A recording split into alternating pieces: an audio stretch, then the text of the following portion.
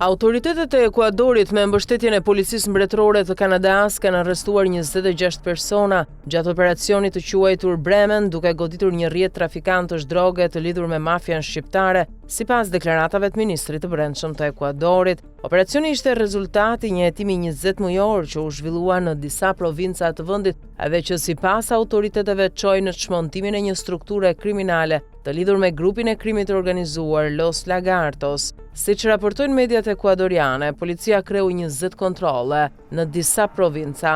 Autoritetet sekuestruan rreth 300 kg drogë dhe konfiskuan 5 automjete luksoze. Sipas ministrit Reinberg, operacioni përbën një goditje ndaj ekonomisë kriminale të mafjes shqiptare dhe rrjetit të saj operativ në Ekuador. Hetimi nisi pasi në vitin 2024 autoritetet zbuluan 1.1 ton drogë të fshehur në material aurifer.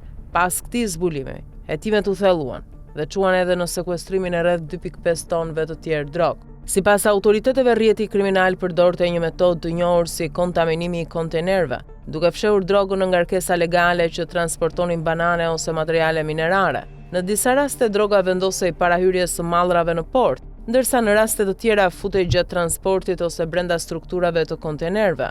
Autoritetet identifikuan gjithashtu se droga transportohej përmes disa provincave të vendit, ndërsa një pjesë e rrjetit merrej me logjistikën dhe transportin e ngarkesave. Sipas vlerësimeve të policisë, droga e sekuestruar përfaqëson një dëm ekonomik prej rreth 68 milion dollarësh për organizatat kriminale. Autoritetet thonë se ndërsa në Ekuador zhvilloheshin kontrollet dhe arrestimet, operacionet koordinuara po zhvilloheshin edhe në vende të tjera për të kapur personat që prisnin dërgesat e drogës jashtë vendit.